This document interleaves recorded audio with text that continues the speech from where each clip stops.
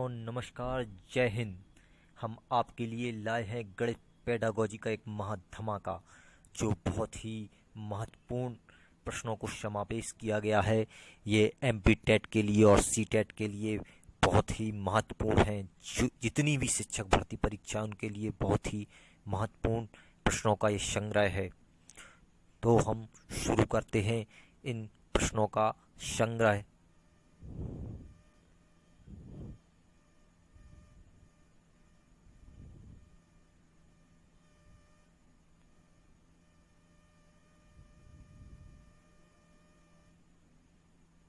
तो सबसे पहला प्रश्न है, गणित शिक्षण की उपयुक्त विधि है व्याख्यान विधि, प्रदर्शन विधि, आगमन निगमन विधि, उपयुक्त सभी।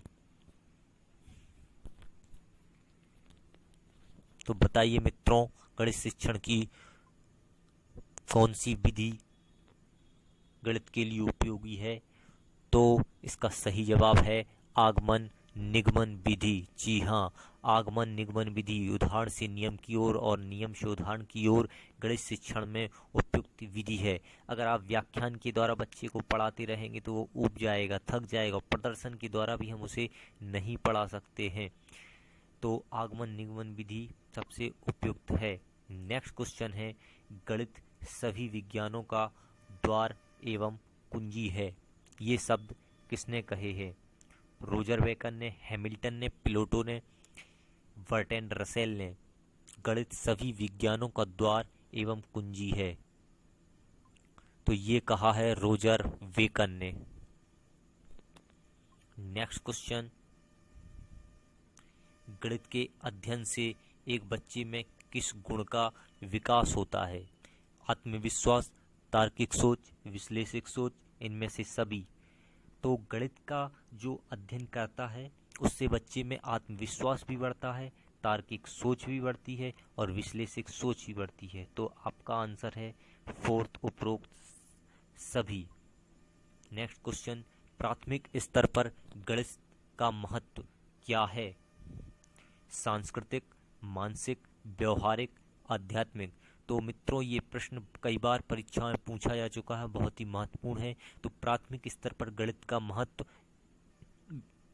व्यवहारिक है। जी हाँ, प्राथमिक स्तर पर गणित का महत्व व्यवहारिक है। सामान्य से विशिष्ट का सिद्धांत निम्न में से किसमें प्रयोग होता है? आगमन विधि, निगमन विधि, संश्लेषण विधि, विश्लेषण विधि।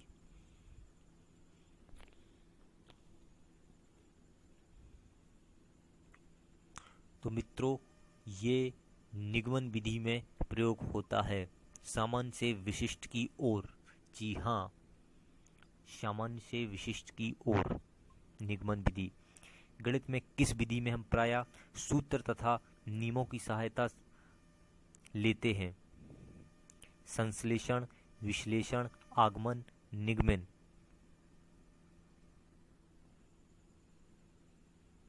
तो मित्रों, ये आपका निगमन विधि है। नेक्स्ट क्वेश्चन, किसी विद्यालय की पुताई का कार्य 2 मजदूर 8 दिन में कर सकते हैं, उसी कार्य को 2 दिन में पूरा करवाने के लिए कितने मजदूर और लगाने होंगे? किसी विद्यालय की पुताई का कार्य 2 मजदूर 8 दिन में कर सकते हैं, तो उसी कार्य को 2 दिन में पूरा करवाने के लिए कितने मजदूर और लगाने होंगे? 8, 6, 2, 16।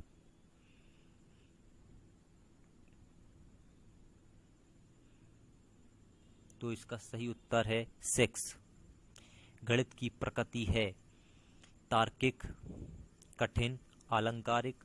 यह औसत विद्यार्थियों के लिए नहीं है। तो मित्रों, गणित की प्रकृति तार्किक है।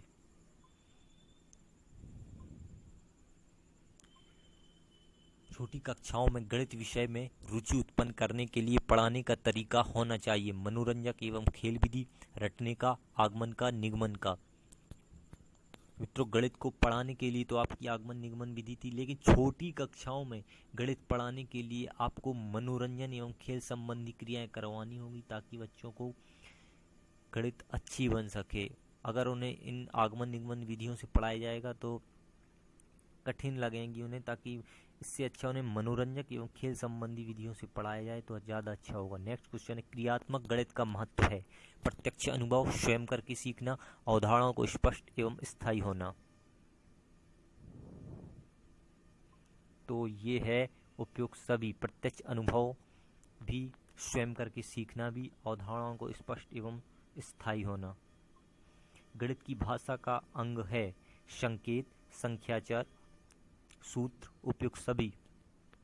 तो गणित की भाषा का अंग संकेत भी है, संख्याचर भी है, सूत्र भी है, उपयुक्त सभी। गणित शिक्षण का किस विषय में महत्व है? समुदाय, विज्ञान, सिद्धांत एवं तर्क, उपयुक्त सभी। तो गणित शिक्षण का विज्ञान विषय में महत्वपूर्ण योगदान है। गणित विषय का विज्ञान विषय में महत्वपूर्ण योगदान है। नेक्स्ट क्वेश्चन है, अंक गणित शिक्षण की उपयुक्त विधि है? प्रोजेक्ट विधि, प्रदर्शन विधि, विश्लेषण विधि, कोई नहीं। तो गणित शिक्षण की उपयुक्त विधि आपकी विश्लेषण विधि है। ये प्रश्न भी कई बार पूछा गया है। अंक गणित शिक्षण की उपयुक्त विधि विश्लेषण विधि है। एक अध्यापक कक्षा शिक्षण में किस उद्देश्य को प्राप्त करता है? ज्ञानात्मक, भावात्मक, मनुष्यालक, उपयुक्त सभी। तो हुआ है ज्ञानात्मक भी, भावात्मक भी, मनुष्यालक भी, उपयुक्त सभी। आपका सही उत्तर उपयुक्त सभी। निदानात्मक परीक्षण का महत्व है शिक्षण में, परामर्शन और निर्देशन में, उपचारात्मक शिक्षण की व्यवस्था में, उपयुक्त सभी। तो निदानात्मक परीक्षण का महत्व आपका शिक्षण में भी है, परामर्श और निर्देशन में भी है, उपचारात्मक शिक्षण की व्यवस्था में भी है, उपयुक्त सभी। गणित शिक्षण में अध्यापक की मुख्य भूमिका है एक दार्शनिक की, एक मित्र की, एक परामर्शक की, एक उपयुक्त सभी की। तो गणित शिक्षण में अध्यापक की भूमिका एक दार्शनिक की भी होती है, एक मित्र की भी होती है, एक परामर्श की भी होती है। इसलिए सही आंसर है उपयुक्त सभी। ये आपका बहुत ही अच्छा क्वेश्चन, गणित सभ्यता और संस्कृति का दर्पण है, यह कथन किसने कहा है? गणित सभ्यता और संस्कृति का दर्पण, जी हाँ, हॉगबेन ने। विज्ञान उस सीमा तक ही सत्य है जहां तक कि उसमें गणित का उपयोग हुआ हो, ये कथन किसका है? विज्ञान उस सीमा तक ही सत्य है जहां तक उसमें गणित का उपयोग हुआ हो। तो ये कथन है आपका कांट महोदय का। जी हाँ, कांट महोदय ने कहा कि विज्ञान उस सीमा तक ही सत्य है जहां तक कि उसमें गणित का उपयोग हुआ हो। गणित सभ्यता का प्रतिबिंब है, यह कथन है। तो आपने अभी पढ़ा था कि दर्पण है, वही दोबारा क्वेश्चन समझ लीजिएगा, प्रतिबिंब पूछा है, तो ये हॉगबेन का है।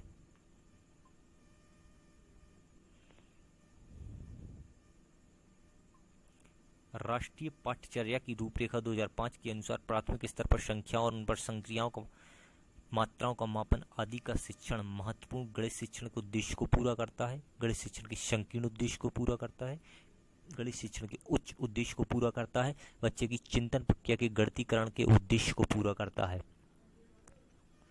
प्राथमिक स्तर पर संख्याओं पर संक्रियाओं मात्राओं का मापन एनसीएफ 2005 के अनुसार। तो इसका सही उत्तर है गणित शिक्षण के संकीर्ण उद्देश्य को पूरा करता है।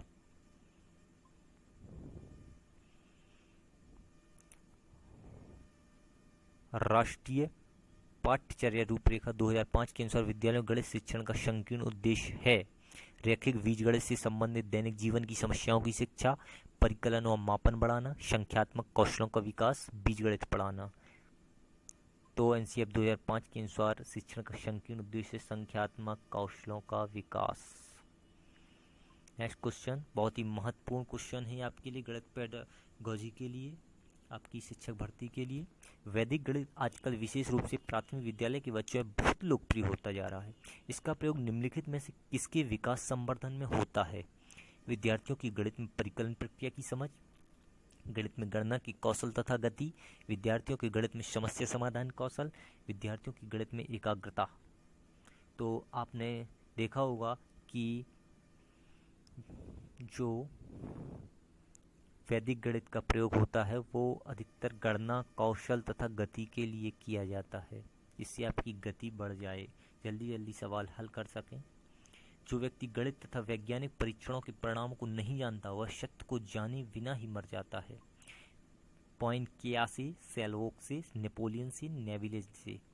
यह कथन किससे संबंधित है? जो व्यक्ति गणित तथा वैज्ञानिक परीक्षणों के परिणामों को नहीं जानता वह सत्य को जाने बिना ही मर जाता है। तो ये हाँ सेल्वोक महोदय ने कहा है। नेक्स्ट क्वेश्चन है, किसने गणित का सामाजिक महत्व स्वीकार करते हुए कहा था कि गणित की उन्नति तथा वृद्धि देश की संपन्नता से संबंध है? जी हाँ, ये नेपोलियन साहब ने कहा था कि किस सामाजिक महत्व का स्वीकार करते हुए कहा था उन्होंने कि गणित की उन्नति तथा वृद्धि देश की संपन्नता से संबंधित है। गणित का महत्व है व्यवहारिक, बौद्धिक, सांस्कृतिक, उपरोक्त सभी। तो मित्रों आपको बता दूं गणित का महत्व व्यवहारिक भी है, बौद्धिक भी है, सांस्कृतिक भी है। तो उपरोक्त सभी। गणित का अनुशासनात्मक मूल्य है क्योंकि सूत्रों में सरलता है, गणित में शुद्ध निकलते हैं, निष्कर्ष शुद्ध निकलते हैं, गणित में परिणामों की पुष्टि होती है, उपरोक्त सभी। तो गणित का अनुशासनात्मक मूल्य यही है, उपरोक्त सभी। गणित सूत्रों में सरलता होती है, गणित में निष्कर्ष शुद्ध निकलते हैं, गणित में परिणामों की पुष्टि भी होती है। गणित के सौंदर्यात्मक या कलात्मक महत्व बताने वाले संगीत मानव के अवचेतन मन का अंग गणित की संख्याओं से संबंधित है, एक आधुनिक गुप्त व्यायाम है। किसका कथन है? गणित की सौंदर्यात्मक या कलात्मक महत्व बताने वाली संगीत मानव के अवचेतन मन का अंक गणित की संख्याओं से संबंधित आधुनिक गुप्त व्यायाम है गणित। जी हाँ, व्यायाम है गणित। ये कहा है आपने लेबनिज महोदय ने। गणित एक व्यायाम है, लेबनिज महोदय ने।